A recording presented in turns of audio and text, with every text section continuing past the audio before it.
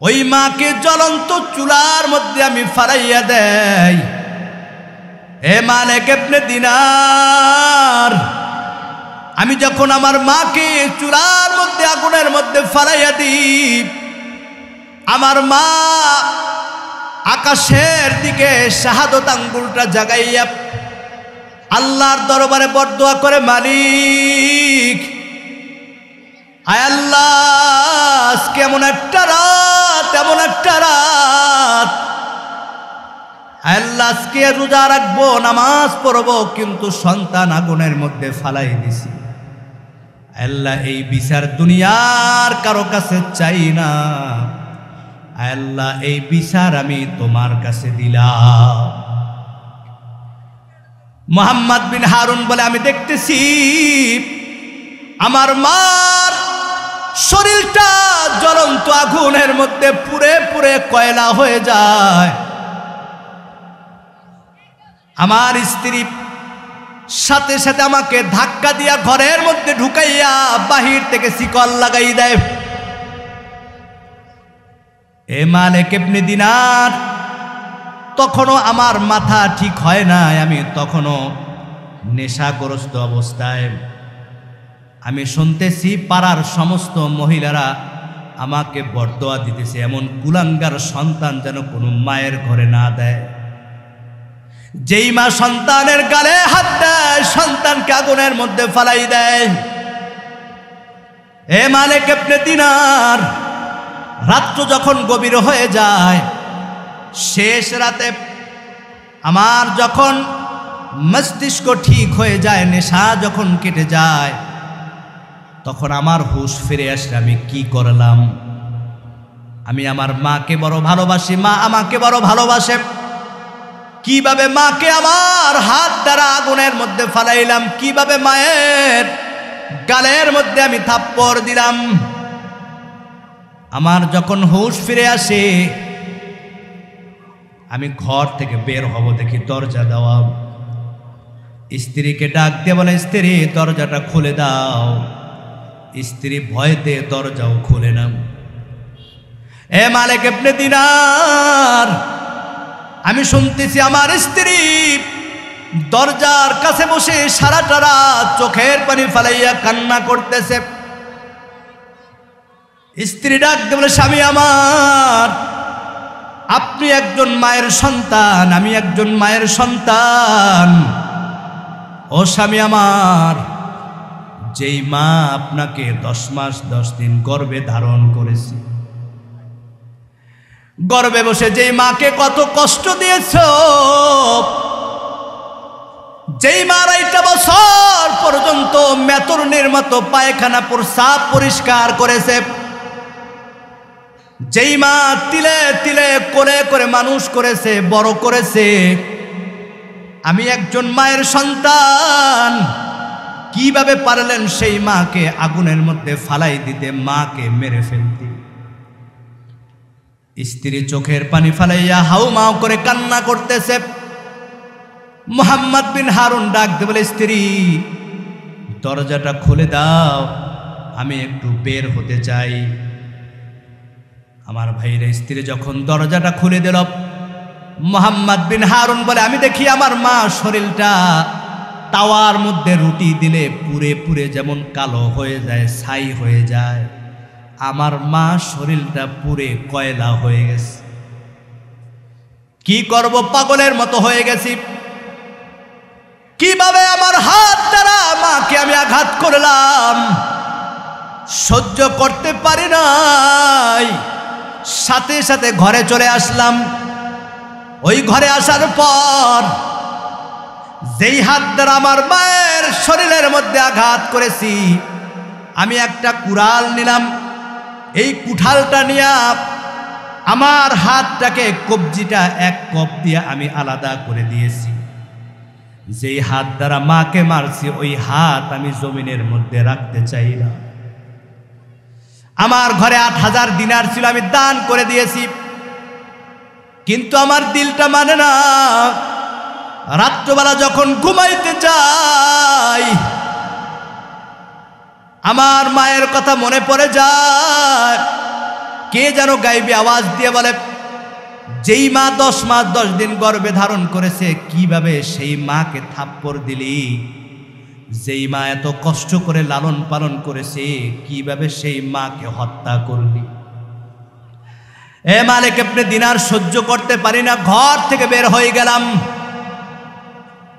ওই দিন থেকে 40টা বছর পর্যন্ত একটা রাত মায়ের হত্যার গুনার জন্য একটা রাতও তাহাজ্জুদ ছাড়ি না। এ মালিক ইবনে দিনার, ওই গুনার জন্য একটা রাত আমি তাহাজ্জুদ ছাড়ি না, একটা দিনও রোজা ছাড়ি না। প্রতিটা বছর বাইতুল্লাহর সামনে ঘুরি, হজ করি, তওয়াফ করি, কিন্তু আমার হজ কবুল হয় না। আমি এখন কি করব, কোথায় যাব? অন্যায় তো করেছি, পাপ তো করেই ফেলছি। ষষ্ঠ বার্ষিক ওয়াজ মাহফিলের সম্মানিত আজকের মাহফিলে উপস্থিত বিভিন্ন মসজিদ মাদ্রাসার জাতির মাথার মুকুট ওরাসাতুল আম্বিয়া হযরত উলামায়ে কেরাম, আজকের মাহফিলের সম্মানিত প্রধান অতিথি, মাহফিলের সভাপতি, বিশেষ অতিথি সহ লক্ষ কোটি দুরুদ সালাম আকায়ে নামদার তাজদারে মদিনা আহমদ মুস্তফা সৈয়দুল মুরসালিন শাফিয়ে মুজনবিন রহমাতুল্লাহ।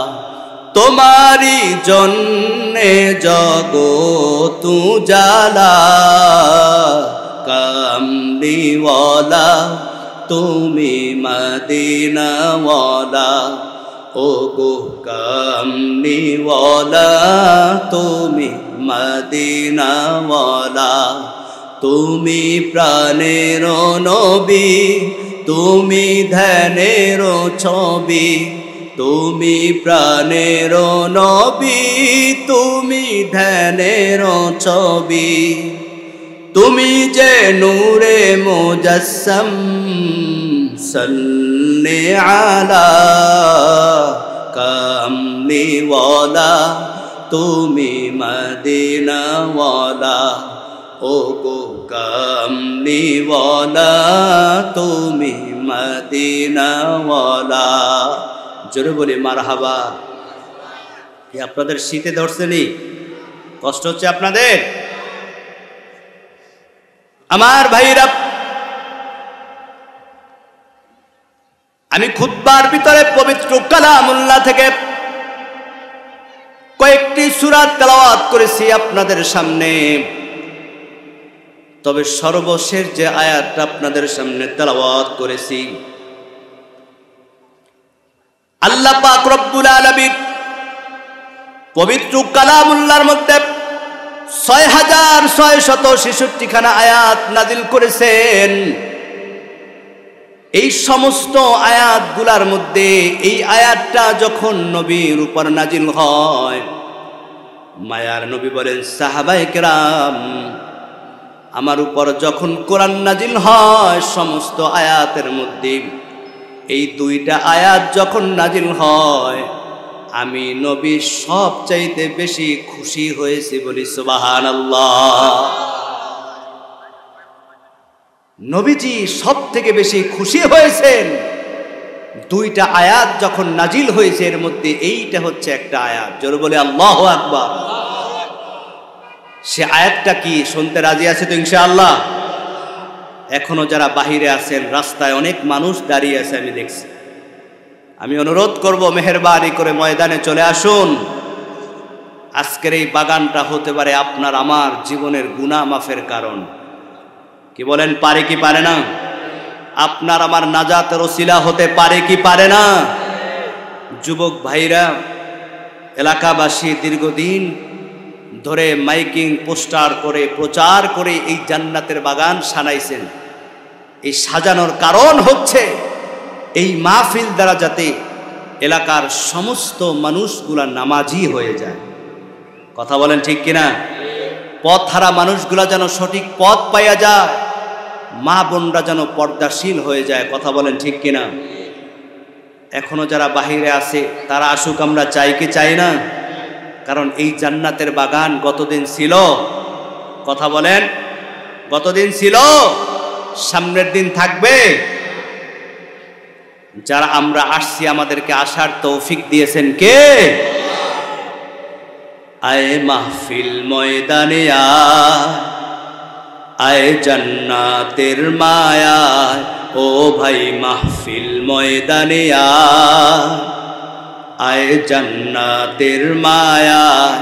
আমলের বন্ধনে দেখো না কি সুন্দর, আমলের বন্ধনে দেখো না কি সুন্দর, এলেমের বিনিময়।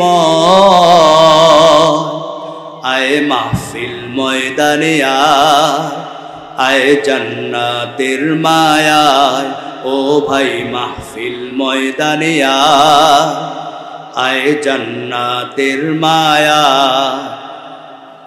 জান্নাতের বাগানে এলে গুনাহ ঝরে যায়, জাহান্নামী হয়ে এলেও জান্নাতি সে হয়।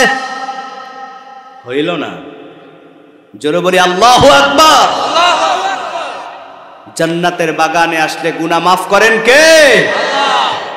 জান্নাতের বাগানে এলে গুনাহ ঝরে যায়, জাহান্নামী হয়ে এলেও জান্নাতি সে হয়। বলেছেন নবী মুস্তাফা, দেখ না চেয়ে প্রমাণ তাহা, দেখ না চেয়ে প্রমাণ তাহা, হাদিসের পাতায়। আয় মাহফিল ময়দানে আয় জান্নাতের মায়ায়, ও ভাই মাহফিল ময়দানে আয় জান্নাতের মায়া। জোরে বলি মারহাবা। কষ্ট হচ্ছে আপনাদের? চলবে তো ইনশাআল্লাহ। আমি কিন্তু শুরুই করি নাই এখনো, সবে মাত্র স্টার্ট দিতেছি। বুঝেন তো স্টার্টের গতি দেখা কেমন চলবে? চলবে তো ইনশাআল্লাহ। তবে আপনাদের আওয়াজ দিতে হবে। রাজি আছি তো? নারায়ে তাকবীর, নারায়ে তাকবীর।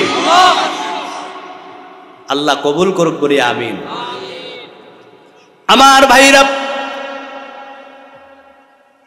আল্লাহর হাবিব সাল্লাল্লাহু আলাইহি ওয়াসাল্লাম বলেন, ও সাহাবায়ে কেরাম, এই কোরআনের দুইটা আয়াত যখন আমি নবীর উপর নাজিল হয়, সবচেয়ে বেশি আমি নবী খুশি হয়েছি, আনন্দিত হয়েছি। জোরে বলি আল্লাহু আকবার। আমার ভাইরা, রহমতের নবী আমার, দয়ার নবী আমার, উম্মতের দরদি নবী আমার। গোটা জিন্দেগিটা উম্মতের জন্য নবীজি পেরেশান ছিলেন।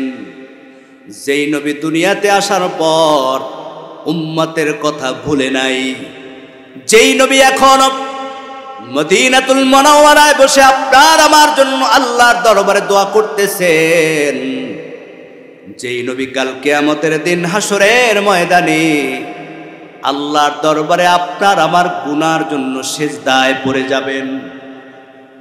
ও মুসলমান, নবীকে চিনলাম না, ওই নবীর আদর্শ ধারণ করতে পারলাম না, অথচ নবী আপনার আমার গুনার জন্য আল্লাহর দরবারে বারবার তিনি আবদার করেছেন, আল্লাহ আখিরি নবী, আল্লাহ তুমি আমাকে বানাইছো খাতামুন নবিয়্যিন, আল্লাহ বানাইছো।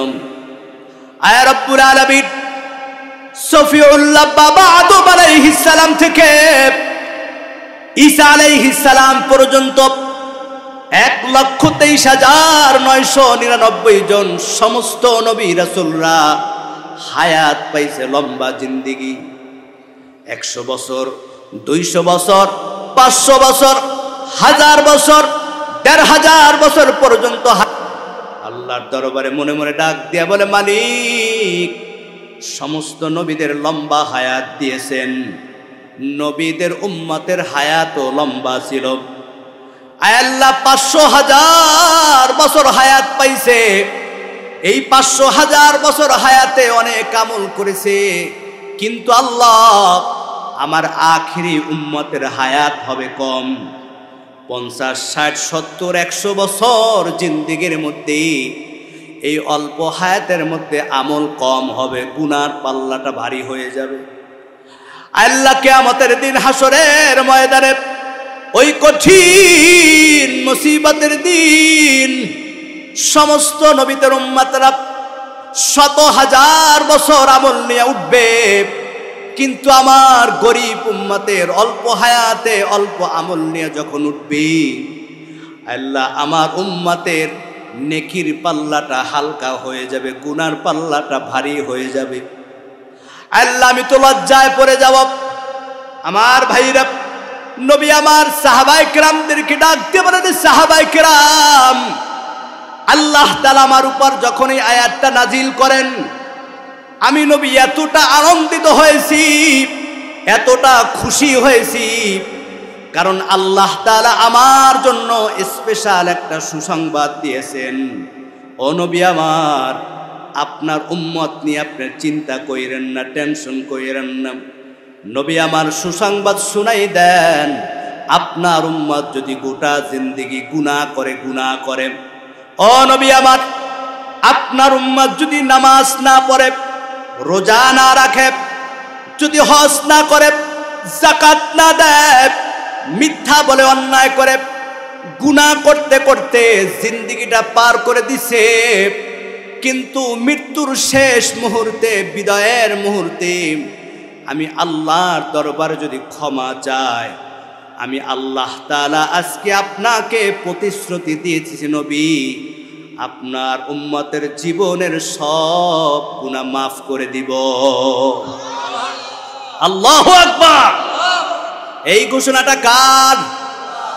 আল্লাহ তাআলা জানাই দিয়েছেন, নবী আমার উম্মতদেরকে সুসংবাদ শুনাই দেন।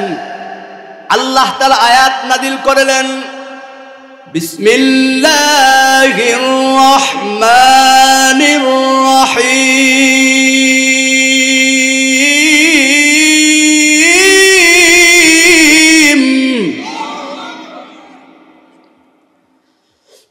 কুল ইয়া ইবাদিয়াল্লাযীনা আসরাফু আলা আনফুসিহিম লা তাকনাতু মির রাহমাতিল্লাহ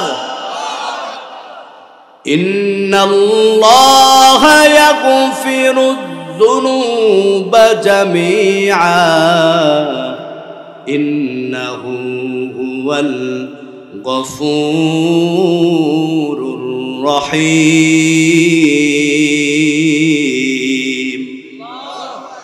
আল্লাহ তাআলা বলেন, নবী আমার, ও দোস্ত আমার, হাবিব আমার, যদি আপনার উম্মতেরা ইয়া ইবাদ, আল্লাহ তাআলা আপ শব্দটা ব্যবহার করলেন।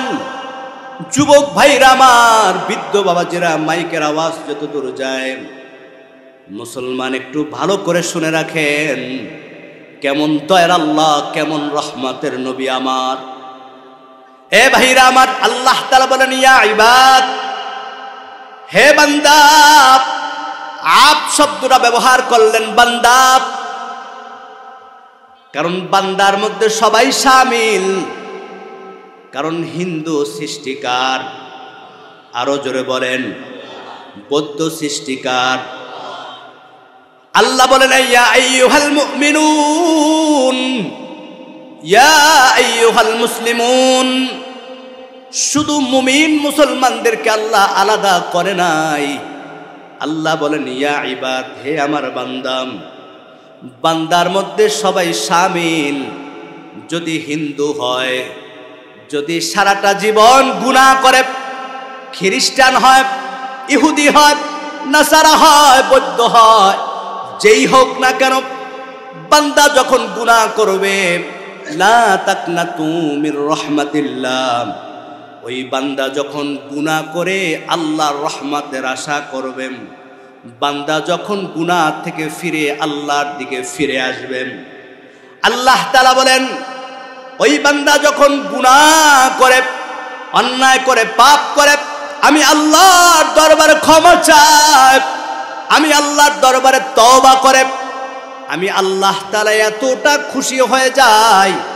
ও নবী আমার, দোস্ত আমার, আপনার উম্মতদেরকে শুনাই দেন, ওই বান্দা যদি ৮০ বছর গুনাহ করে আর গুনাহ করার পর যদি গুনাহ থেকে ফিরে আসি, আমি আল্লাহর দরবারে যদি তওবা করে, ইন্নাহু হুয়াল গফুরুর রহিম, আমি আল্লাহ বান্দার জীবনের সব গুনাহ মাফ করে দিব। আল্লাহু আকবার। এ ভাই, এমন কেউ আছে যে গুনাহ করি নাই? নাই রে ভাই, নাই। এই মাহফিলের মধ্যে অনেকে আছে আজকে ফজরের নামাজ পড়ে নাই, আছে না নাই? জোহর পড়ে নাই, আসর পড়ে নাই, মাগরিব পড়ে নাই, এমনকি ইশার নামাজটাও পড়ে নাই। সাবধান রে ভাই, মালাকুল মউত যদি রাত্রবেলা তোমার দরজায় হাজির হয়ে যায়, আল্লাহর দরবারে কি জবাব দিবারে ভাই? এজন্য তওবা করে নাও, কারণ আজকের এই মাহফিলটা আপনার আমার গুনাহ মাফের কারণ। এই মাহফিলটা আপনার আমার নাজাতের ওসিলার কারণ। কথা বলেন ঠিক কিনা? কারণ আমি গুনাহগার, আমার দোয়া কবুল হতেও পারে না পারে, কিন্তু আজকে এই শত মানুষের মধ্যে যদি আমি গুনাহগারের হাত দুইটা তুলে আল্লাহর দরবারে খালেস দিলে তওবা করতে পারি, আল্লাহ তাআলা ওয়াদা করছেন ইন্নাহু হুয়াল গফুরুর রহিম, আল্লাহ অবশ্যই আপনার জীবনের সব গুনাহ মাফ করে দিবেন। শর্ত হচ্ছে গুনাহ থেকে ফিরে আসতে হবে, আল্লাহর দরবারে খালেস দিলে তওবা করতে হবে। তওবা করা দরকার আছে না নাই? কারণ আমরা এমন কেউ নাই যে গুনাহ করি নাই। আমরা গুনাহ করতে ভালোবাসি, আর আমার মালিক, আমার রব, আমার স্রষ্টা ডাকতেছে, বান্দা আসো, আলা আমি মুস্তাগফিরিন ফাগফিরালা, আমার কাছে চাও, আমি অবশ্যই তোমার গুনাহগুলোকে মাফ করে নিষ্পাপ মাসুম বানাই দেব। আল্লাহু আকবার। এজন্য শর্ত হচ্ছে তওবা করা। তওবা অর্থ ফিরে আসা, ইস্তেগফার পড়া, ওয়াদাবদ্ধ হওয়া। আল্লাহ নামাজ ছাড়ছি আর নামাজ ছাড়ব না, আল্লাহ রোজা ছাড়ছি আর রোজা ছাড়ব না, আয় মালিক মিথ্যা বলেছি আর মিথ্যা বলবো না, আল্লাহ গুনাহ করেছি আর গুনাহ করব না। যদি এইভাবে খালেস দিলে আজকে এই মাহফিল থেকে আল্লাহর দরবারে তওবা করে আল্লাহর দরবারে ওয়াদাবদ্ধ হন, আল্লাহ জীবনে অনেক গুনাহ করেছি, অন্যায় করেছি, আর গুনাহ করব না, কারণ দুনিয়াতে আসছি একদিন খালি হাতে, যাব আবার খালি হাতে। সব কিছুর গ্যারান্টি আছে রে ভাই, কিন্তু মৃত্যুর কোনো গ্যারান্টি নাই। এজন্য আমার ভাইরা, তওবা এমন একটা জিনিস, ইস্তেগফার এমন একটা জিনিস, বান্দা যত বেশি ইস্তেগফার করবে, যত বেশি আল্লাহর দরবারে ক্ষমা চাবে, আল্লাহ তাআলা ওই বান্দার উপর তত রাজি এবং খুশি হয়ে যান। বান্দা গুনাহ করে তওবা করে, গুনাহ করে তওবা করে, এক পর্যায়ে তওবা করতে করতে বান্দার জীবনের সব গুনাহগুলা মুছে যায়। বান্দার আমলনামায় শুধু নেকি আর নেকি জমা হতে থাকে। এই তওবার কারণে আল্লাহ বান্দার উপর এমনভাবে খুশি হয়ে যান, বান্দা আল্লাহর দরবারে হাত তুলে যেই দোয়া করে না কেন, আল্লাহ দোয়া করতে দেরি আছে, কবুল করতে দেরি করে না। আমার ভাইরা, যুবক ভাইরা, আমার মা বোনেরা, একটু ভালো করে শুনে নাও, এমন কেউ নেই যে গুনাহ করি নাই। এ মাসকে তুমি সংসারের ব্যস্ততায় নামাজ পড়ো না, কাজের ব্যস্ততায় নামাজ পড়ো না, একটা বারো কি দিলের মধ্যে ধাক্কা লাগে না? সব কিছুর গ্যারান্টি আছে, মৃত্যুর কোনো গ্যারান্টি নাই। আমি যে নামাজ পড়ি না, পর্দা করি না, যদি এই গুনাহ নিয়ে মারা যায়, জাহান্নাম ছাড়া কোনো উপায় নাই রে মা। কারণ দুনিয়াতে আসছো একদিন খালি হাতে। যেই ঘরে লাল শাড়ি পরে বধূ সেজে ঢুকেছো, মালাকুল মউত যদি রাত্রবেলা তোমার ঘরে হাজির হয়ে যায়, এই ঘর থেকে 5 টুকরা সাদা দাফনের কাফন করে বের হতে হবে রে মা। আল্লাহর দরবারে তওবা করে নাও। যুবক ভাইরা আমার একটু গভীরভাবে মনোযোগ। আমার ভাইরা, হাদিসের মধ্যে উল্লেখ করা হয় আল্লাহর হাবিবের প্রিয় সাহাবী হযরত আবু হুরায়রা রাদিয়াল্লাহু তাআলা আনহু, তিনি একদিন ঘর থেকে বের হলেন, নবীজির দরবারে যাবেন। এমন মুহূর্তে একজন মহিলা পিছন দিক দিয়ে ডাক দিলেন, আবু হুরায়রা দাঁড়াও, তোমার সাথে একটু কথা আছে। আবু হুরায়রা দাঁড়িয়ে গেলেন। ওই মহিলা ডাক দিলেন, আবু হুরায়রা আমি একটা বড় অপরাধ করেছি, বড় একটা পাপ করেছি, গুনাহ করেছি। এ আবু হুরায়রা, যেই পাপের কারণে আমি ঘুমাইতে পারি না, যেই পাপের কারণে আমি খানাও খাইতে পারি না, আমি যখন রাত্রবেলা ঘুমাইতে যাই আমার মনে হয় আজকে রাতটা আমার জন্য শেষ রাত। কিন্তু আবু হুরায়রা, যেই গুনাহ করেছি, যেই পাপ করেছি, এই গুনাহ নিয়ে যদি আমার মৃত্যু হয়, আমার দুনিয়া থেকে বিদায় হয়ে যায়, জাহান্নাম ছাড়া কোনো উপায় নাই। আবু হুরায়রা, আমি এখন কি করব?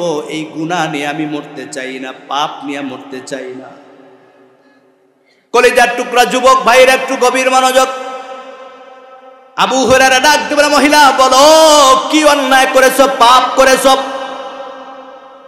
ওই মহিলা চোখের পানি ফেলাইয়া ডাক দিয়ে বলে, আবু হুরায়রা আমি যেই গুনাহ করেছি, গুনার কারণে রাত্রবেলা একটা দিনও আমি ঘুমাইতে পারি না। আমি যখন খানা খাই আমার মনে হয় গায়েবী ভাবে কে যেন আওয়াজ দিয়ে বলে, তুই খানা খাইস না, তুই বড় পাপী। আমি যখন পানি খাই আমার মনে হয় পানি বলে, তুই পাপী, পানি খাইস না। এ আবু হুরায়রা, আমি এখন কি করব? কিভাবে গুনাহ থেকে মাপ পাবো? আবু হুরায়রা বলো, মহিলা বলো কি তুমি গুনাহ করেছো, পাপ করেছো? ওই মহিলা চোখের পানি ফালাইয়া ডাকতে বলে, আবু হুরায়রা আমার পরিবারের সবাই জানে আমি একজন ভালো মেয়ে, চরিত্রবান মেয়ে, সমাজের মানুষ সবাই আমাকে খুব ভালো জানে। কিন্তু আমার যৌবনকালে শয়তানের ওয়াসওয়াসা আমি এক রাখালের সাথে জিনা করেছি, আমি গুনাহ করেছি, অন্যায় করেছি। এ আবু হুরায়রা, জিনা করার পর আমার গর্ভে বাচ্চা আসে। এক পর্যায়ে বাচ্চা যখন দুনিয়াতে ভূমিষ্ঠ হয়, কিভাবে আমি মুখ দেখাবো মানুষের কাছে, বাচ্চার পরিচয় দিব? আমি আমার বাচ্চাটাকে আমার হাতে গলা টিপে হত্যা করে মেরে ফেলছি। ওই বাচ্চাটাকে মাইরা পাহাড়ের পাদদেশে পাথর দিয়ে চাপা দিয়ে রাখছি। আবু হুরায়রা কেউ জানে না, কিন্তু আমি এখন বুঝতেছি কি অন্যায় করেছি। আবু হুরায়রার মেজাজটা গরম হয়ে গেল। ডাকতে বলে, দূর হ, বিনাশ হ, নিজে গুনাহ করেছো, পাপ করেছো, সন্তানটাকে কেন হত্যা করলে? সন্তানের তো কোনো গুনাহ নাই। আবু হুরায়রা মহিলাকে তাড়াই দিলেন, যা আমার থেকে দূর হ, কিভাবে এত বড় মস্ত বড় গুনাহ করলি? মহিলা কাঁদতে কাঁদতে চোখের পানি ফালাইতে ফালাইতে আবু হুরায়রার থেকে আড়াল হয়ে গেল। এমত অবস্থা আবু হুরায়রার বোধগয় হলো, আমি কি করলাম? মহিলাকে কেন তাড়াই দিলাম? আল্লাহর হাবিব এখনো জীবিত আছে, আমাদের মাঝে আছে, এই মহিলাকে কেন নবীজির কাছে পাঠাইলাম না? আমার যুবক ভাইয়ের একটু গভীর মনোযোগ। আবু হুরায়রা নবীজির কাছে চলে গেলেন, ডাক দিয়ে বলে, সরকারে দু আলম, ও নবী আমার, এই মহিলা গুনাহ করেছে, অন্যায় করেছে, পাপ করেছে। নবীজি বলেন, কি করছো? বলে, মহিলাকে আমি তাড়াই দিয়েছি। বলা মাত্র নবীজির চেহারাটা মলিন হয়ে গেল, অন্ধকার হয়ে গেল। আল্লাহর হাবিব ডাক দিলেন, আবু হুরায়রা কি করলি? জানো যেই মহিলা গুনাহ করেছে, অন্যায় করেছে, পাপ করেছে, কিন্তু এই পাপ করার পর হে আবু হুরায়রা, এই মহিলা আল্লাহর দরবারে চোখের পানি ফালাইয়া তওবা করেছে, গুনার জন্য ক্ষমা চেয়েছে। মহিলা আল্লাহর দরবারে এমন ভাবে কান্নাকাটি করেছেন, তওবা করেছেন, আল্লাহ তাআলা এইমাত্র জিবরাইলের মাধ্যমে এই মহিলার জন্য কোরআনের আয়াত আল্লাহ নাজিল করে দিয়েছেন। বিসমিল্লাহির রহমানির রহিম। ইল্লা মান তাবা ওয়া আমানা ওয়া আমিলা আমালান সালিহান। আরো জোরে বলি আল্লাহু আকবার। আল্লাহ তাআলা আয়াত নাযিল করে দিলেন, ও নবী আমার, হাবিব আমার, যদি কোন নারী এবং পুরুষ গুনাহ করে, জিনা করে, পাপ করে, অন্যায় করে, আর যদি আমি আল্লাহর দরবারে চোখের পানি ফালাইয়া তওবা করে ক্ষমা চায়, আমি আল্লাহ তার জীবনের সব গুনাহ মাফ করে দিই। হে আবু হুরায়রা, তাড়াতাড়ি মহিলাকে সুসংবাদ শুনিয়ে দাও। ওই মহিলা চোখের পানির কারণে, তওবার কারণে আল্লাহ তাআলা মহিলার গুনাহ মাফ করে দিয়েছেন, আল্লাহ মহিলাকে ক্ষমা করে দিয়েছেন। পরের দিন সকালবেলা আবু হুরায়রা বাজারে গিয়ে ঘুরতেছেন। ডাক দিয়ে বলে, গতদিন আমার জন্য কে গেছিল একটা মাসলা জানার জন্য? আবু হুরায়রা ঘুরতেছে, কেউ সাড়া দেয় না। দীর্ঘক্ষণ পর ওই মহিলা কান্না জড়িত কণ্ঠে মুখটা মলিন করে ডাক দিয়ে বলে, আবু হুরায়রা, আমি গেছিলাম। আবু হুরায়রা ডাক দিয়ে বলে, মহিলা, সুসংবাদ শুনে নাও। নবীজি বলেছেন, তুমি যেই গুনাহ করেছো, জিনা করেছো, পাপ করেছো, আল্লাহর দরবারে তওবা করেছো, ক্ষমা চাইছো, আল্লাহ তোমার তওবা চোখের পানি এমন ভাবে কবুল করেছেন, আল্লাহ তোমার জিনা, সন্তান হত্যার গুনাহ আল্লাহ মাফ করে দিছেন। আল্লাহু আকবার। এ যুবক ভাইরা আমার, হেলায় হেলায় সময়টা কেটে যায়। কত মেয়েদের চরিত্র নষ্ট করেছে রে ভাই। বিয়ার প্রলোভন দেখাইয়া, সম্পর্কের নষ্টামি করে কত মেয়েদের সতীত্ব নষ্ট করেছে রে ভাই। এই গুনাহ নিয়ে যদি মারা যাও, আল্লাহর দরবারে কি জবাব দিবারে ভাই? এজন্য আল্লাহর দরবারে তওবা করো, ক্ষমা চাও।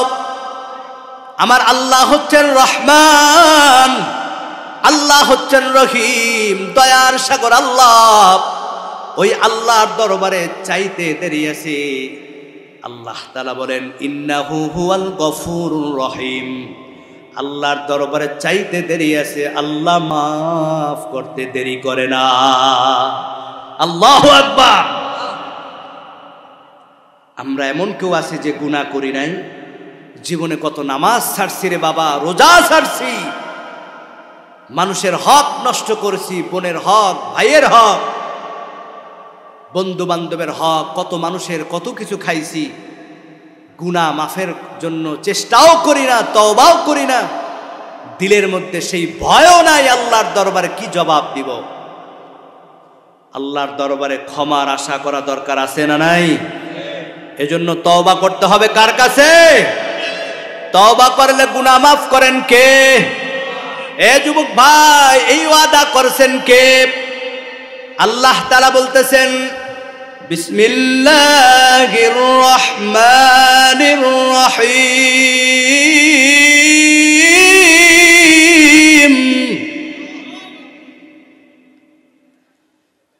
قل إن صلاتي ونسكي ومحياي ومماتي لله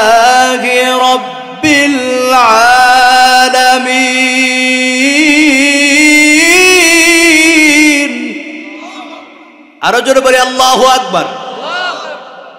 আল্লাহর দরবারে যদি খালেজ দিলে তওবা করে নেন, বাকি জিন্দেগিটা আল্লাহর হুকুম মেনে চলেন, আমার ভাইরা, আল্লাহর জন্য যদি নামাজ পড়েন, আল্লাহর জন্য যদি জীবনটা পরিচালনা করেন, আল্লাহ তাআলা বলেন, বান্দা দুনিয়ার থেকে মৃত্যুবরণ করতে দেরি আছে, আমি আল্লাহ বান্দাকে জান্নাতে ঢুকাইতে দেরি করব না। গুনাহমুক্ত জিন্দেগি নিয়া বান্দা যখন মৃত্যুবরণ করবে, আল্লাহর সন্তুষ্টি অর্জন করে জান্নাতের মেহমান বানাই দেবেন কে? এই ঘোষণা করছেন আল্লাহ। জোরে বলেন কে? আল্লাহ তাআলা জানাই দিলেন, বিসমিল্লাহির রহমানির রহিম,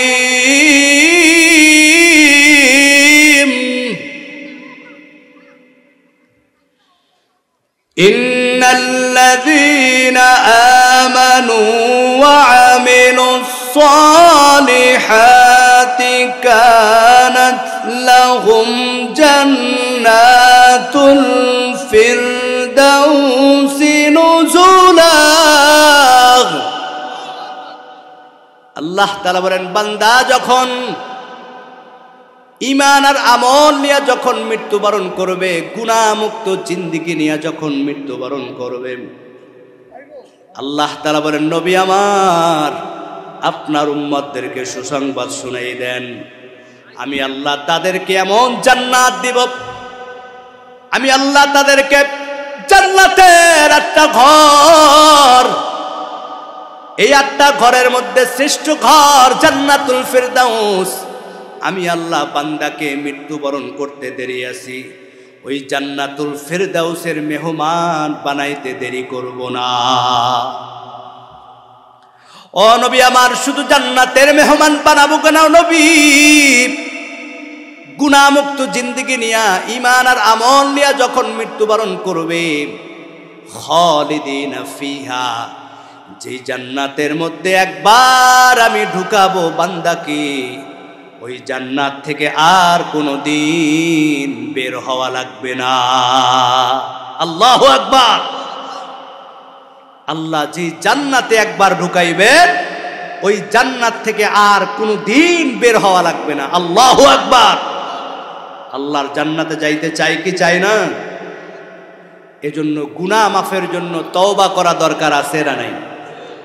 এ ভাইরা আমার, একটু গভীর মনোযোগ। তানবীহুল গাফিলিনের মধ্যে একটা ঘটনা উল্লেখ করা হয়। আমার ভাইরা, আল্লাহর হাবিব সাল্লাল্লাহু আলাইহি ওয়াসাল্লামের পরে জগৎ বিখ্যাত আল্লাহর ওলি, আমার ভাইরা, একদিন তিনি কাবা ঘরের পাশে ঘুমিয়ে আছেন হজের মৌসুমে। হযরত মালিক ইবনে দিনার বাইতুল্লাহর পাশে হেলান দিয়ে বসে আছে, আর মানুষ কাবার চতুর্প্রান্তে ঘুরে ঘুরে তওয়াফ করে তিনি দেখতেছেন। তার মনের মধ্যে একটা বাসনা জাগলো, শত হাজার মানুষ হজ করে, আমি যদি জানতে পারতাম কার হজটা কবুল হয়েছে, কার হজটা কবুল হয় নাই। আল্লাহু আকবার। হজ কবুল করার মালিক কে? এ ভাইরা আমার, একটু গভীর মনোযোগ। মালিক ইবনে দিনার তিনি মনে মনে তামান্না, কার হজটা কবুল হয়েছে, কার হজটা কবুল হয় নাই, যদি আমি জানতে পারতাম বড় ভাগ্যবান হয়ে যাইতাম। এই চিন্তা করতে করতে তিনি হঠাৎ তন্দ্রায় পড়ে গেলেন, ঘুমে পড়ে গেলেন। ঘুমের মধ্যে গায়বী ভাবে কে যেন আওয়াজ দিয়া বলে, মালিক ইবনে দিনার, অন্যের হজ নিয়ে টেনশনের দরকার নাই, তোমার হজ নিয়ে টেনশন করো। তবে মালিক ইবনে দিনার, শুনে রাখো, এই বছর আল্লাহ তাআলা সমস্ত হাজীদের হজ কবুল করেছেন, তবে একজন আল্লাহর বান্দার হজ কবুল করা হয় নাই। আমার ভাইরা, সেই লোকটার বাড়ি হচ্ছে বাগদাদে। মালিক ইবনে দিনার এই কথাটা শোনার পর ঘুম থেকে চমকে উঠলেন, জেগে গেলেন। তিনি সেখান থেকে চলে গেলেন মক্কার সেই বাগদাদের তাঁবুর মধ্যে গিয়ে বলেন, তোমাদের এইখানে এমন কেউ আছে যার নাম হচ্ছে মুহাম্মদ বিন হারুন? ওই বাগদাদের তাঁবুর মধ্যে থেকে একটা যুবক নামটা শোনা মাত্র দাঁড়িয়ে গিয়েছে। মুহাম্মদ বিন হারুনের কথা কেন জিজ্ঞাসা করলেন? তিনি তো আমাদের এই তাঁবুর কাফেলার জিম্মাদার, তিনি আমাদের আমির। মুহাম্মদ বিন হারুন বড় একজন আল্লাহর ওলি, যিনি 40টা বছর পর্যন্ত রাত্রবেলা তাহাজ্জুদ ছাড়ে না। আল্লাহু আকবার। এমন একজন বুজুর্গ 40টা বছর পর্যন্ত সারাটা দিন রোজা রাখে, নফল নামাজ পড়ে, প্রতিটা রাত নফল রোজার মধ্যে কাটিয়ে দেয়। শোনা মাত্র মালিক ইবনে দিনার অঙ্ক মিলাইতেছেন। আমি স্বপ্নে দেখলাম সবার হজ কবুল হয়েছে, মুহাম্মদ বিন হারুন এই যুবকের হজ কবুল হয় নাই, অথচ তাঁবুর মধ্যে তার সুনাম সুখ্যাতির অভাব নাই। এবার ডাক দিয়ে বলে, কই তোমাদের সেই বুজুর্গ, কই সেই আল্লাহর ওলি? ওই কাফেলার মধ্যে থেকে লোকেরা দেখাই দিল, ওই যে দেখেন জাবারে রহমত পাহাড়ের উপর দাঁড়িয়ে দাঁড়িয়ে তিনি আল্লাহর দরবারে কান্নাকাটি করতেছেন, দোয়া করতেছেন। মালিক ইবনে দিনার তিনি হাঁটতে হাঁটতে পাহাড়ের নিকটে চলে গেলেন। মালিক ইবনে দিনার পিছন দিক থেকে দাঁড়াইয়া শুনতেছেন। ওই মুহাম্মদ বিন হারুন একটা হাত তার নাই, আর একটা হাত বাইতুল্লাহর দিকে ফিরা আল্লাহর দরবারে চোখের পানি ফালাইয়া দোয়া করতেছেন। ওই মুহাম্মদ বিন হারুন ডাক দিয়ে বলে, মালিক, জীবনে এমন একটা গুনাহ করেছি, এমন একটা পাপ করেছি, আয় আল্লাহ, আজকে 40টা বছর পর্যন্ত তোমার বাইতুল্লাহর সামনে ঘুরি, প্রতিটা বছর হজ করে, কিন্তু কে যেন ডাক দিয়ে বলে, এ বান্দা, তোর হজ করে লাভ নাই, আল্লাহ তোর হজ কবুল করবে না, তুই এখান থেকে চলে যা। আয় মালিক, 40টা বছর পার হয়ে গেছে, আল্লাহ, যদি আমি তোমার কাছে ক্ষমা না নিয়ে দুনিয়ার থেকে চলে যাই, মৃত্যুর পরে জাহান্নাম ছাড়া কোনো উপায় নাই রে আল্লাহ। যেই চুলার মধ্যে গম সিদ্ধ করা হতো, ধান সিদ্ধ করা হতো, ওই বড় চুলার মধ্যে 24টা ঘন্টা আগুন জ্বলত। আমি আমার মাকে কোলের মধ্যে নিয়ে আঞ্জা দিয়া ধইরা ওই মাকে জ্বলন্ত চুলার মধ্যে আমি ফালাইয়া দেই। হে মালিক ইবনে দিনার, আমি যখন আমার মাকে চুলার মধ্যে আগুনের মধ্যে ফালাইয়া দিই, আমার মা আকাশের দিকে শাহাদত আঙ্গুলটা জাগাইয়া আল্লাহর দরবারে বরদোয়া করে, মালিক, আয় আল্লাহ, আজকে এমন একটা রাত, এমন একটা রাত, আল্লাহ, আজকে রোজা রাখবো, নামাজ পড়বো, কিন্তু সন্তান আগুনের মধ্যে ফালাই দিছি। আল্লাহ, এই বিচার দুনিয়ার কারো কাছে চাই না, আল্লাহ, এই বিচার আমি তোমার কাছে দিলাম। মুহাম্মদ বিন হারুন বলে, আমি দেখতেছি আমার মার শরীরটা জ্বলন্ত আগুনের মধ্যে পুড়ে পুড়ে কয়লা হয়ে যায়। আমার স্ত্রী সাথে সাথে আমাকে ধাক্কা দিয়া ঘরের মধ্যে ঢুকাইয়া বাহির থেকে শিকল লাগাই দেয়। এ মালিক ইবনে দিনার, তখনও আমার মাথা ঠিক হয় নাই, আমি তখনও নেশাগ্রস্ত অবস্থায়। আমি শুনতেছি পাড়ার সমস্ত মহিলারা আমাকে বরদোয়া দিতেছে, এমন কুলাঙ্গার সন্তান যেন কোনো মায়ের ঘরে না দেয়। যেই মা সন্তানের গালে হাত দেয়, সন্তানকে আগুনের মধ্যে ফালাই দেয়। এ মালিক ইবনে দিনার, রাত্র যখন গভীর হয়ে যায়, শেষ রাতে আমার যখন মস্তিষ্ক ঠিক হয়ে যায়, নেশা যখন কেটে যায়, তখন আমার হুঁশ ফিরে আসলে আমি কি করলাম। আমি আমার মাকে বড় ভালোবাসি, মা আমাকে বড় ভালোবাসে। কিভাবে মাকে আমার হাত দ্বারা আগুনের মধ্যে ফালাইলাম, কিভাবে মায়ের গালের মধ্যে আমি থাপ্পড় দিলাম। আমার যখন হুঁশ ফিরে আসে, আমি ঘর থেকে বের হব, দেখি দরজা দেওয়া। স্ত্রীকে ডাক দিয়ে বলে, স্ত্রী দরজাটা খুলে দাও।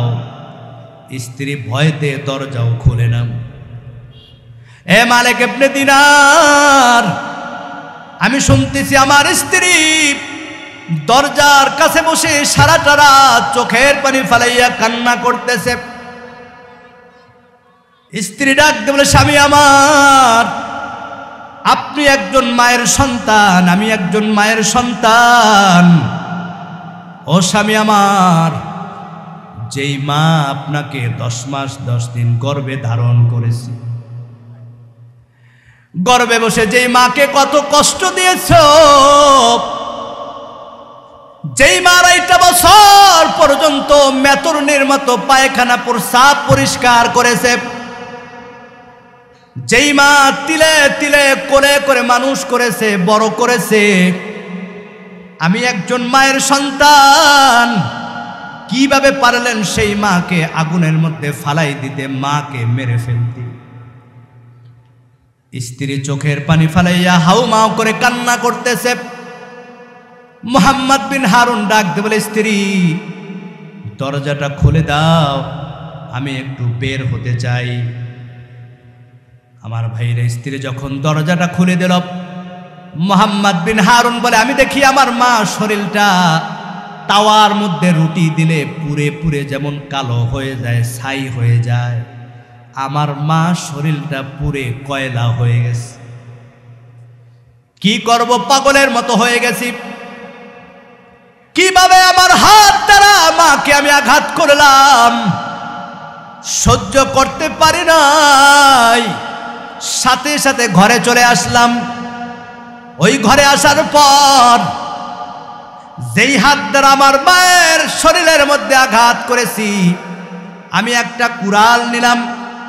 এই কুঠালটা নিয়ে আমার হাতটাকে, কবজিটা এক কপ দিয়ে আমি আলাদা করে দিয়েছি।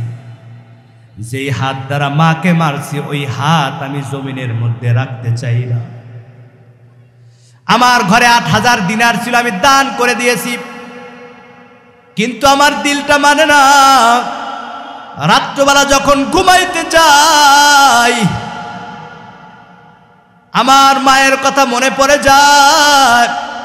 কে যেন গাইবে আওয়াজ দিয়ে বলে, যেই মা 10 মাস 10 দিন গর্ভে ধারণ করেছে, কিভাবে সেই মাকে থাপ্পড় দিলি? যেই মা এত কষ্ট করে লালন পালন করেছে, কিভাবে সেই মাকে হত্যা করলি? এ মালিক ইবনে দিনার, সহ্য করতে পারি না, ঘর থেকে বের হয়ে গেলাম। ওই দিন থেকে 40টা বছর পর্যন্ত একটা রাত মায়ের হত্যার গুনার জন্য একটা রাতও তাহাজ্জুদ ছাড়ি না। এ মালিক ইবনে দিনার, ওই গুনার জন্য একটা রাত আমি তাহাজ্জুদ ছাড়ি না, একটা দিন রোজা ছাড়ি না। প্রতিটা বছর বাইতুল্লাহর সামনে ঘুরি, হজ করি, তওয়াফ করি, কিন্তু আমার হজ কবুল হয় না। আমি এখন কি করব, কোথায় যাব? অন্যায় তো করেছি, পাপ তো করি ফেলছি। এ মালিক ইবনে দিনার, কিভাবে গুনাহ থেকে ক্ষমা পাব? আমার কাফেলার মধ্যে সবাই জানে আমি বড় আল্লাহওয়ালা বুজুর্গ, কিন্তু আমি যে পাপী, আমি যে গুনাহগার, আমি জানি, আর কেউ জানে না। এ যুবক ভাইরা আমার, জীবনে কত মায়ের সাথে খারাপ ব্যবহার করেছো, মাকে ধমক দিয়েছো, মায়ের শরীরে আঘাত করেছো, বাবাকে ধমক দিয়েছো, সাবধান, আল্লাহর দরবারে তওবা করে নাও। তওবা এমন একটা আমল। মালিক ইবনে দিনার ডাক দিয়ে বলে, মুহাম্মদ বিন হারুন, যেহেতু গুনাহ করেছো, অন্যায় করেছো, পাপ করে ফেলছো, আমি তোমাকে একটা আমল শিখাইয়া দেয়, আমলটা করতে থাকো। আল্লাহ যদি কবুল করে তোমার গুনাহ মাফ করে দিতে পারেন। মালিক ইবনে ডাক দিয়ে বলে, মুহাম্মদ বিন হারুন, প্রতিটা দিন রাত্রবেলা ঘুমানোর আগে 1000 বার ইস্তেগফার পড়বা, আস্তাগফিরুল্লাহ, আস্তাগফিরুল্লাহ, আস্তাগফিরুল্লাহ। 1000 বার প্রতিদিন এই আমলটা করতে থাকো। আর প্রতিদিন সারা নামাজের পরে 100 বার দুরূদ শরীফ পড়ো। আমার ভাইয়েরা, মালিক ইবনে দিনার এই আমলটা দিয়ে তিনি চলে গেলেন বাইতুল্লাহ। বাইতুল্লাহ গিয়া তিনি যখন রাত্রবেলা বাইতুল্লাহর মধ্যে তিনি যখন একটু তন্দ্রায় পড়ে গেলেন, স্বপ্নের মধ্যে কি যেন ডাক দিয়ে বলে, মালিক ইবনে দিনার, ওই মুহাম্মদ বিন হারুনকে সুসংবাদ শুনাই দাও, যেই মুহাম্মদ বিন হারুন মাকে হত্যা করেছে, মাকে কষ্ট দিয়েছে, আজকে সে তওবা করেছে, খালেজ দিলে নবীর প্রতি দুরূদ পড়েছে। আল্লাহ তাআলা এই বান্দার উপর এমন ভাবে তওবার কারণে খুশি হয়ে গেছেন, আল্লাহ তার জীবনের সব গুনাহ মাফ করে দিয়েছেন। আল্লাহু আকবার। এ মালিক ইবনে দিনার, তবে আরেকটা সুসংবাদ শুনাই দাও, আল্লাহ তার গুনাহ মাফ করছে ঠিকই, তবে সে যে মাকে হত্যা করেছে, এজন্য কাল কিয়ামতের দিন আল্লাহ তাআলা এই সন্তানটাকে আগুনের মধ্যে একবার ফালাবেন। যখন আগুনের মধ্যে ফালাইবেন, আল্লাহ এই সন্তানের মায়ের দিলের মধ্যে সন্তানের ভালোবাসা তৈরি করে দিবেন। সন্তান আল্লাহর দরবারে ডাক দিয়ে বলবে, মালিক, আমার সন্তান আমাকে কষ্ট দিয়েছে, হত্যা করেছে, আল্লাহ আজকে আমার সন্তান আগুনের মধ্যে জ্বলে, আমি সহ্য করতে পারি না, আমার সন্তানকে আমি মাফ করে দিলাম। ওই কিয়ামতের দিন মা যখন সন্তানকে মাফ করে দিবে, আল্লাহ তাআলা সন্তানকে জাহান্নামের আগুন থেকে মাফ করে দিবেন।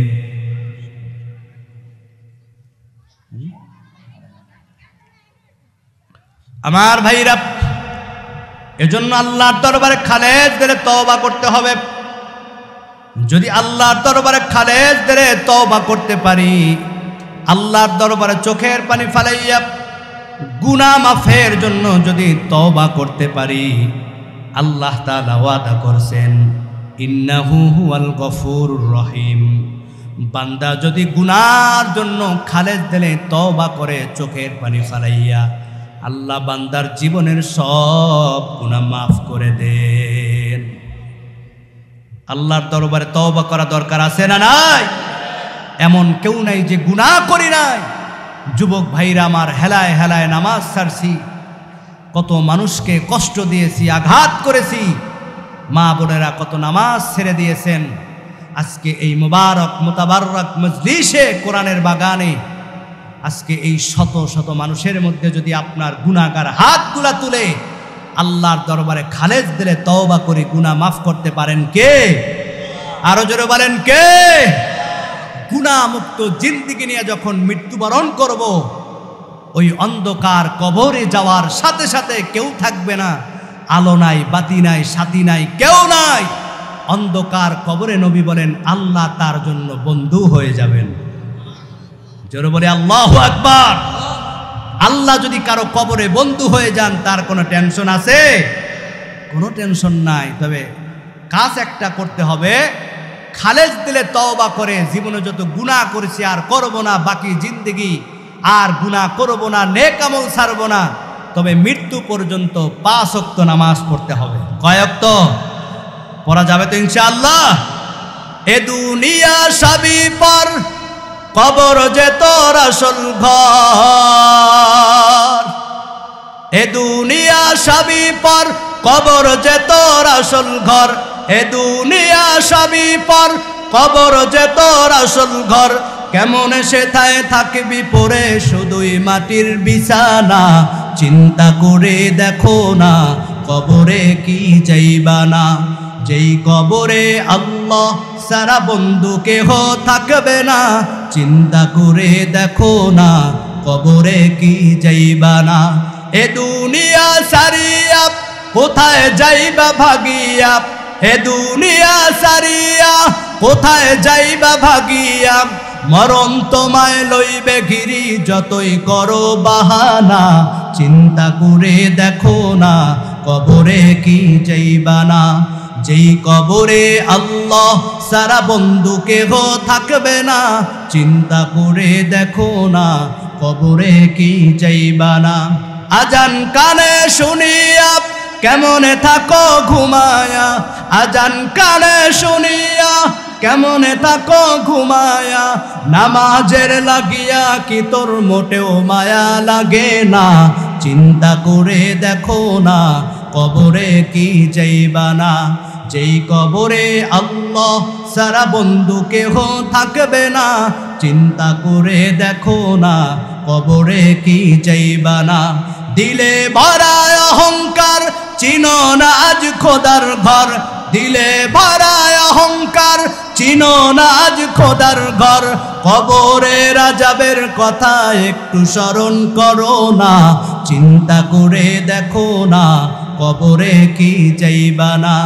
যেই কবরে আল্লাহ সারা বন্ধু কেহ থাকবে না। চিন্তা করে দেখো না কবরে কি যাইবা না। অবশেষের ঠিকানা শুধুই মাটির বিছানা। হইল না? জোরে বলি মারহাবা। আল্লাহ কবুল করুক বলি আমিন। যতটুকু আলোচনা করলাম আল্লাহ আমাদের সকলকে আমল করার তৌফিক দান করুক আমিন। মুহাম্মদ كما صليت على إبراهيم وعلى آل إبراهيم إنك حميد مجيد اللهم صل وسلم وبارك عليه গুনাহ মাফের জন্য চক্ষু বন্ধ করে আল্লাহর দরবারে সকলে আমরা তওবা করে নিই।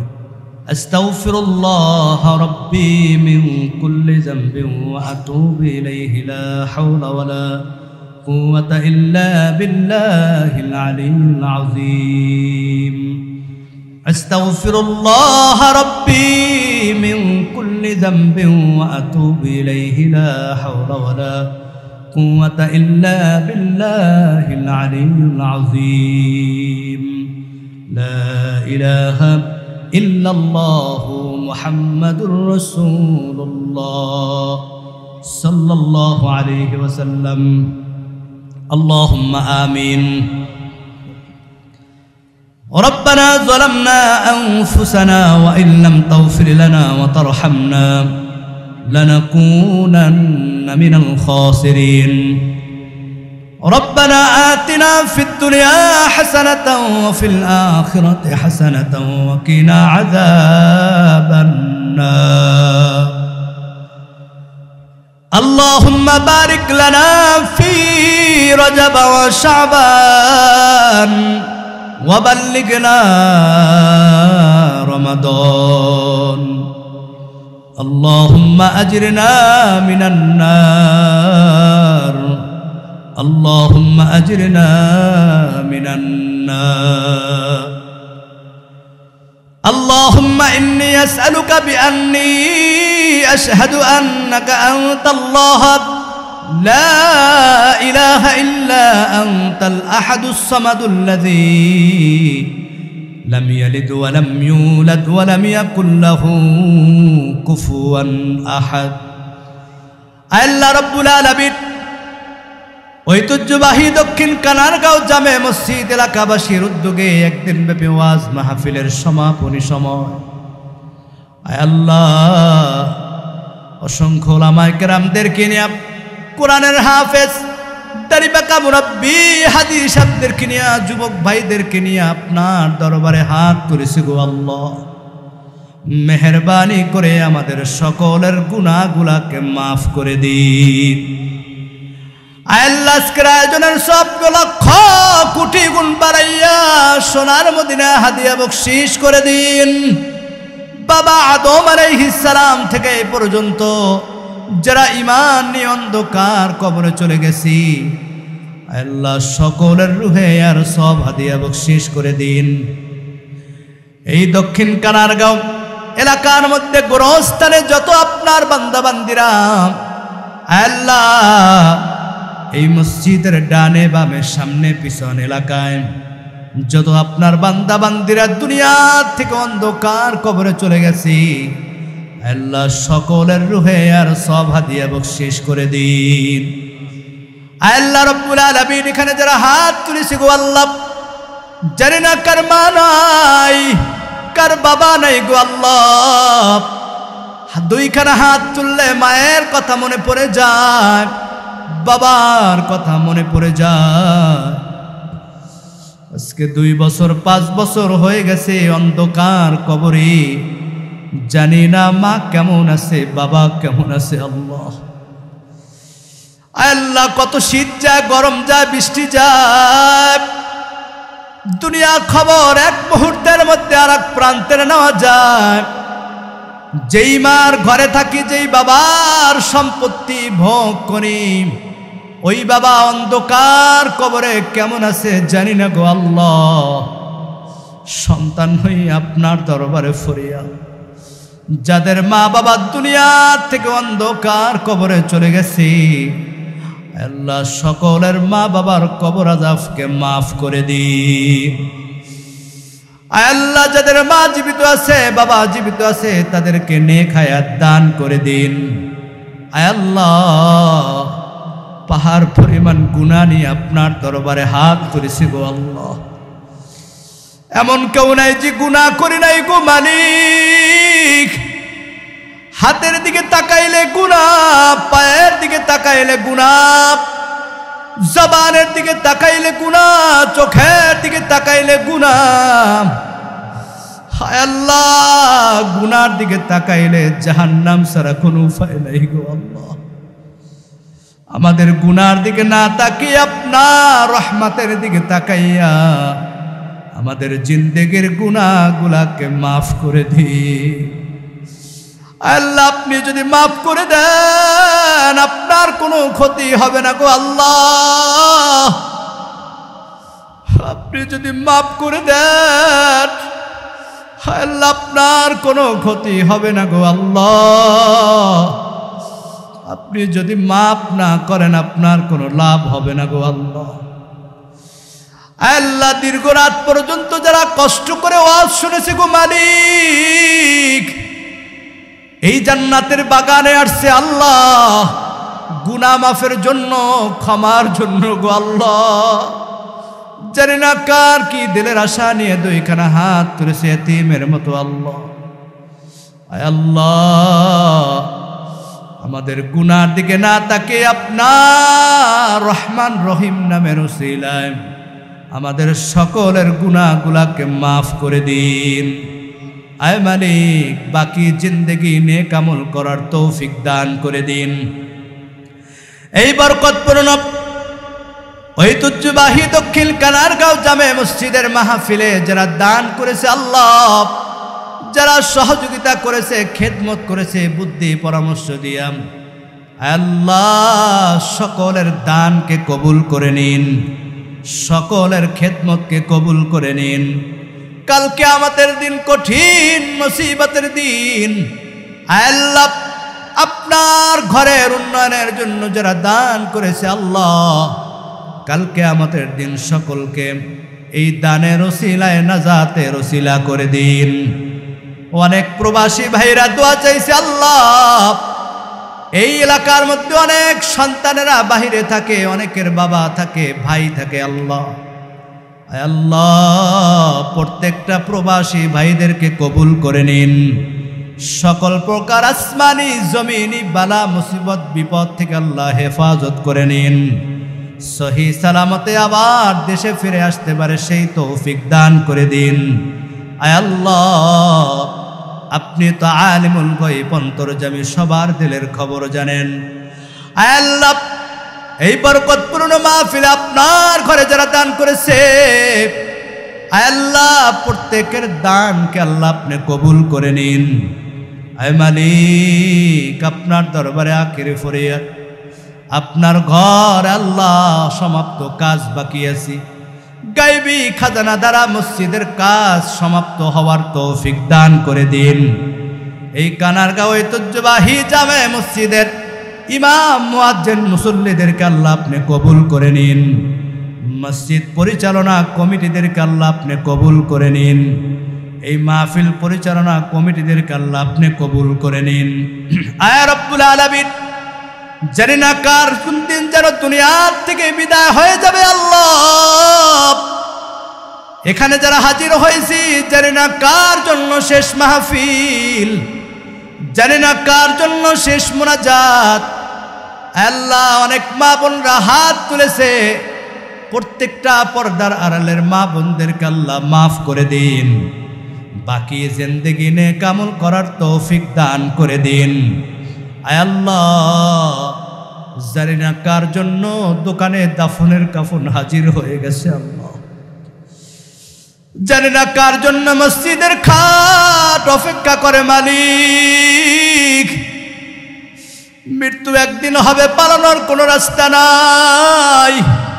আয় আল্লাহ, যেই যুবক ভাইরা ভালোবাসছে, মহাব্বত করেছে, খেদমত করেছে, প্রত্যেকটা যুবক ভাইদেরকে আল্লাহ আপনি মাফ করে দিন। এই কানারগাঁও প্রত্যেকটা যুবকদেরকে দিনের জন্য কবুল করে নিন, গুনাহ মুক্ত জিন্দেগি দান করে দিন। আল্লাহ, মসজিদের মক্তবের যেই সন্তানেরা কোরআন নিয়েছে আল্লাহ, আল্লাহ পুরা কোরআন যাতে সিনার মধ্যে ধারণ করতে পারে কবুল করে নিন। প্রত্যেকটা সন্তানের মা বাবাকে আল্লাহ কবুল করে নিন। আয় আল্লাহ, আপনার দরবারে আখিরি ফরিয়াদ, জানি না কোন দিন যেন মালাকুল মউত দুনিয়ার থেকে বিদায়। আয় মালিক, মালাকুল মউত দরজায় হাজির হয়ে যায়। ওই কঠিন মুসিবতের সময় আমাদের সকলের জবানে জারি করে দিয়েন লা ইলাহা ইল্লাল্লাহু মুহাম্মাদুর রাসূলুল্লাহ সাল্লাল্লাহু আলাইহি ওয়াসাল্লাম।